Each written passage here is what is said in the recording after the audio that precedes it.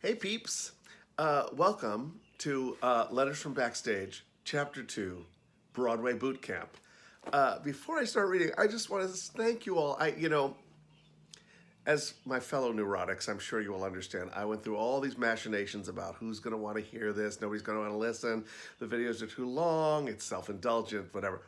And I was so gratified that I heard from so many of you saying you enjoy this idea and you're looking forward to taking the trip with me. And it really makes me happy because I wanted to feel like I was giving people something that would be a nice entertainment or distraction. And, again, this can be like your podcast if while you're my friend Julie Garnier just told me she likes to listen to things like this as she's folding laundry. It's perfect, right? Um, the other thing is, I'm hoping that at some point in this process, I will get to introduce you to Link, my cat, because he has a tendency to have comments on things, and I think he may have something to say about this whole touring thing.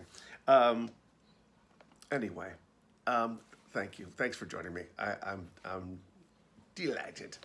All right, Chapter 2, Broadway Boot Camp, September 7th, 2002. Hey friends, the past 7 weeks, from my first rehearsal for the producers to today, my last day in New York before going on the road, have been, as you can well imagine, quite an adventure.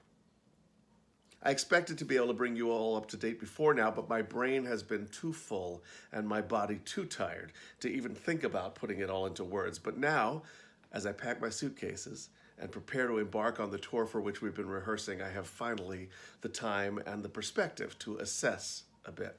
And there's a lot to tell. So here then is my overdue and overstuffed report.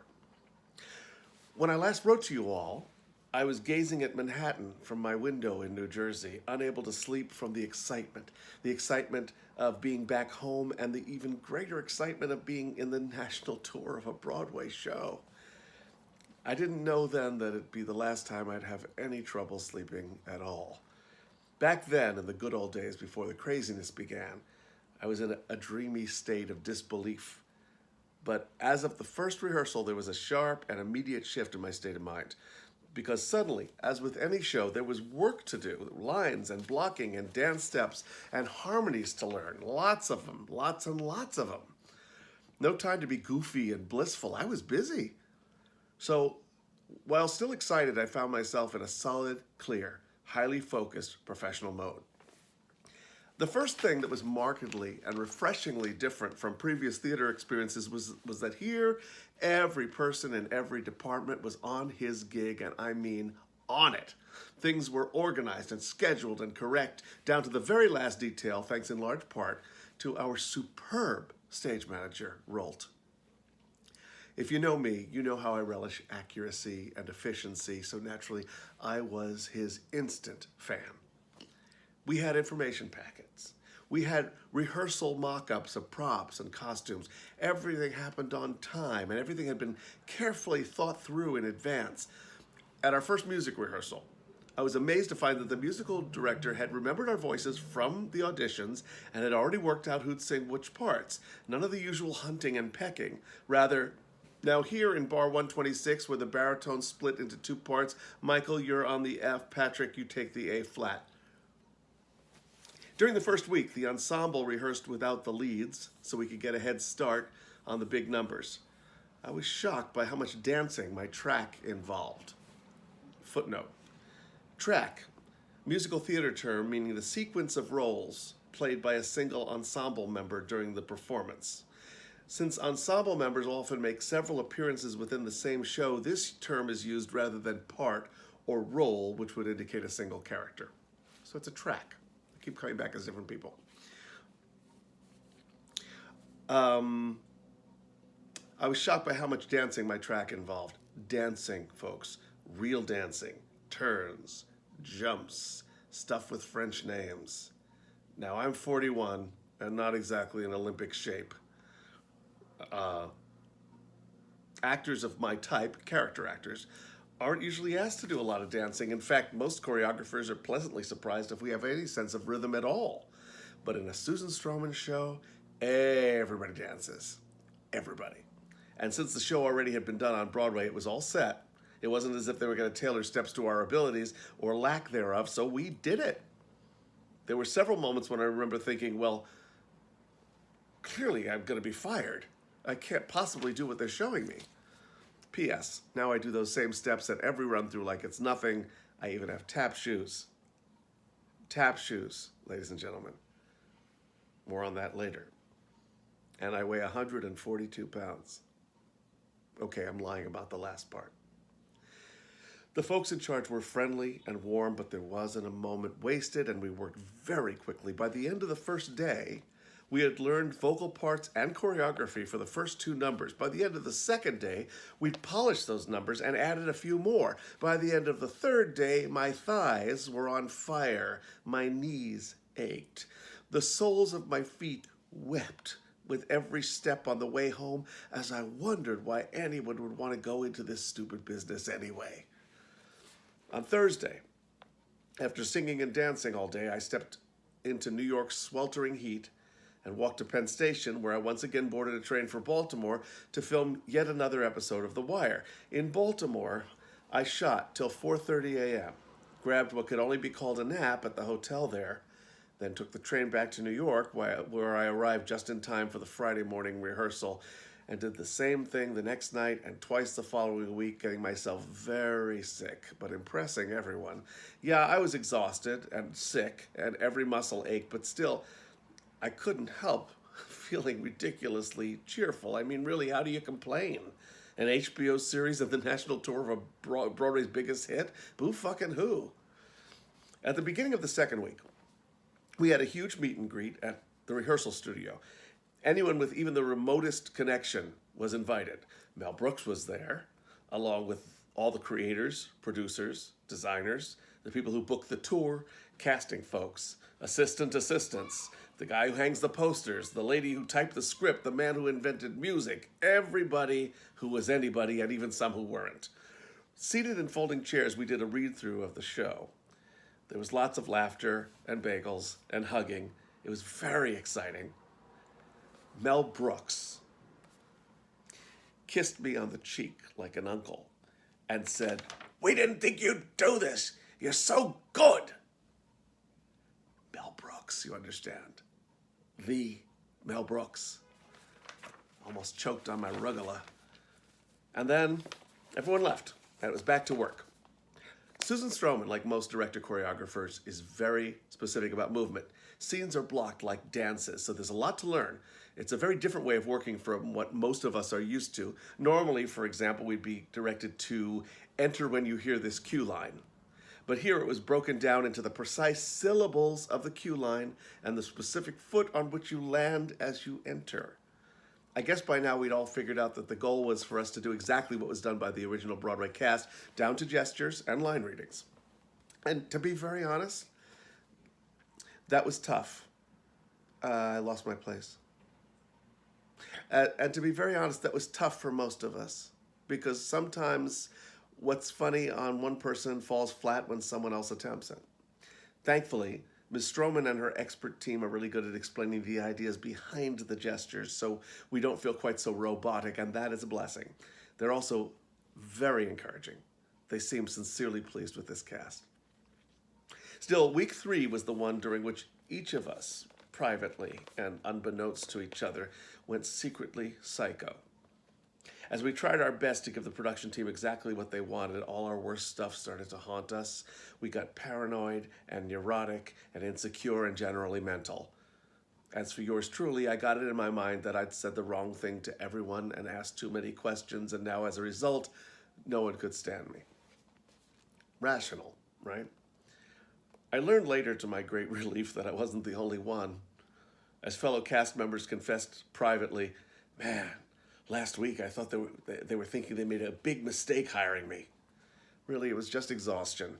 We were all sore and tired, and we had, by then, so much choreography and so many gestures and movements to remember that our brains were bursting. So we all got a little crazy. Fortunately, I was smart enough to keep my dark imaginings to myself, tempted though I was to apologize to everyone for each fictional faux pas. By now, We were staging the famous Springtime for Hitler number, a fantastically busy, funny, and brilliantly choreographed piece during which everyone keeps changing costumes and coming back as other people.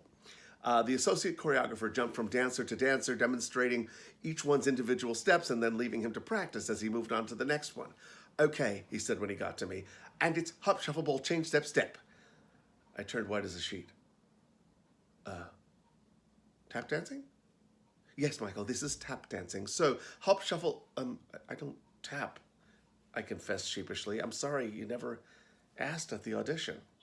"Uh-huh," he replied casually, as if I'd said something about the weather. "So, hop, shuffle, ball, change. I'm not going to have to actually make the sounds, am I?" "Yes, Michael, you'll be wearing tap shoes, and that's what they're for. Just watch me. Hop, shuffle, ball, change, step, step." He wouldn't take no for an answer. And he wasn't the least bit thrown by the fact that I'd never tapped a step in my life. I don't know, there's something magical about this approach. They assume you can do it, and it's bloody contagious. I gave it a shot. I was lousy, but determined. Hop, shuffle, ball, change, step, step. Yakka-dakka-dak-dak-dak. Every day when there was a break, I'd practice. Yakka-dakka-dak, oh damn it. Yakka-dakka-dak, crap! The expert tappers in the cast gave me pointers. Do it like your foot is drunk. Keep your weight even. Lay into the shuffle more. Think about something else. My tap dancing still stunk, but now I had techniques. Okay, I was improving. A little. I was asked officially to understudy the lead, which was a tremendous honor. And a few days later, Ms. Stroman pulled me aside and asked if I'd also understudy an additional role, Roger Debris, originated by the great Gary Beach. She seemed to think I could handle the additional responsibility. I was flattered, but skeptical. "Really?" I asked incredulously. "Are you sure?" Forgetting that I was questioning a Tony Award-winning director. "You'll be fine," she said, and I believed her. Every night after rehearsal, I'd regale my hosts, Jeff and Chris, with the latest play-by-play, demonstrating my newest dance steps and sharing all the dish. It's hard to believe I didn't know these guys when the process started. I'm crazy about them. Slowly, the show started to get into my body. Some nights, I even found the energy to go to dinner with New York friends, and members of the company relaxed enough to start noticing each other's work. We have a terrific cast, led by Louis J. Stadlin and Don Stevenson, who, it's my guess, are going to be the best guys yet to play these roles. Naturally, I'm biased. The supporting players are hilarious. Our ensemble is like a singing, dancing, comedic SWAT team, lean and mean, a cast of thousands, played by just 16 of us. And then there are the swings. Footnote. Swings, cast members who are not in the regular performing cast, but who travel with the company to cover any absences in the ensemble. Swings are each required to know multiple tracks so that they can step in, sometimes at a moment's notice, as needed. In our show, swings cover leads as well for a minimum of 6 tracks each. They're amazing. And then there are the swings, an amazing group of seasoned pros who seem to be able to do anything that's thrown at them. My particular track is fairly nonstop, and I like it that way. In addition to all the group numbers, I'll be playing Mr. Marks, a sadistic CPA who terrorizes his employees, Kevin, a ridiculously swishy costume designer, Jack Lapidus, an awful tenor auditioning for the role of Hitler, and the judge who sends our heroes to prison. In between, I play everything from a newspaperman to a Bavarian peasant to a dancing prisoner. This, my friends, is a really great job. During week 4 of rehearsal, we had a run-through of the entire show, top to bottom, for an audience of invited guests that included friends, the casting people, and the Broadway company of the show. Nervous? Oh, hell yes. These were the first outsiders to see our production. So although we were still at the rehearsal studio, in rehearsal clothes, we wanted to really show them something. They couldn't have been a better audience. They screamed and hooted and clapped when we entered the room, laughed at all the jokes even though they knew them, and applauded for what felt like 10 minutes after each number. I botched my tap step and my fan kick, but they were a forgiving group and they didn't seem to notice. Afterwards, we got to meet a bit, and I thanked one of the Broadway guys for showing up at 10:30 a.m., a painfully early hour for show folks. Are you kidding? He said, we couldn't wait. Don't forget, we've never gotten to see this thing. We're in it. Whenever I'd pass the associate choreographer in the hallway, he'd test me on my tap step. Yakadakadadak, feces. I seemed to do it worse when he was watching. Ugh, my albatross. At the end of 4 weeks, the entire company began busing to Newark, New Jersey for technical rehearsals at a huge theater, the New Jersey Performing Arts Center. The crew had set up the entire show, sets, costumes, lighting, sound. We had everything except the orchestra, who will join us in Pittsburgh. The onstage singing and dancing, as impressive as they are nothing compared to the backstage ballet, as I call it. I believe I counted them correctly, 14 costume changes, 4 of them within Springtime for Hitler. At one point, I get completely dressed in a full tux, hat, gloves, and overcoat just to walk out from the wings and through an onstage door. You can't imagine the scene back there. It's this insane yet well-choreographed mishmash of flying clothes and actors and wigs and dressers and set pieces and props, all narrowly missing each other and yet all contributing to the clean, tight show the audience is seeing on stage. You'd never know the madness behind the slickness. Really, we should sell tickets. Working all this out took some doing. It was tiring and intense, but enormously fun, especially when we began having run-throughs for invited audiences. Now we were in a theater with the set and all the technical elements. It was starting to feel like a show. The audience went nuts, and we all remembered what a funny and entertaining musical The Producers is. By now, I was nailing my tap step every time. Yakadack-dack-dack-dack. Yakadack-dack-dack-dack. Look, Mom, dancing. I ran into the associate choreographer in the hallway.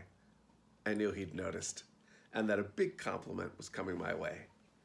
He gave me the warmest, widest grin, nodded approvingly, patted my arm, and said sweetly, "It could be a bit louder." Toward the end of these tech rehearsals, I began to get back some of that fizzy feeling about going on the road. I'd lost it for a while, buried as I was in the work, the vast amount of new information being assimilated by my body and brain. But as I began to own my track a tiny bit, and as our Pittsburgh packets were handed out with maps, schedules, and our first plane tickets, I felt I was finally beginning for the first time to truly grasp what was happening. My lifelong dream of being an itinerant stage actor in a big Broadway musical was coming true. For the past 2 days, while our set and lights traveled to Pittsburgh, a small group of us have been back in the rehearsal studio for understudy rehearsals. While most of the cast enjoyed much-needed days off, we gathered to work on the roles we cover. It was a nice, quiet, low-key time after all the running around. Kind of like being a summer camp counselor who put the last kid on the bus back home, who's just put the last kid on the bus back home. I was taught all of Max's blocking and choreography by the associate director / choreographer. It was so helpful to run the scenes and the songs on my feet. Still, I'm hoping not to go on as Max too soon. Today, I rested, packed, and reminisced for the first time since my arrival in New York. It's been a soupy whirlpool, a roller coaster ride, exhausting, funny, educational, difficult, demanding, fulfilling. And the tour hasn't even started yet. Tomorrow, we fly to Pittsburgh. Yakadack-dack-dack-dack. Kostroff. Okay, friends. I get tingly when I haven't read this in years, and I'm reliving the excitement. Next time, our very first tour stop, as I read, first of all, Pittsburgh. I'll see you then.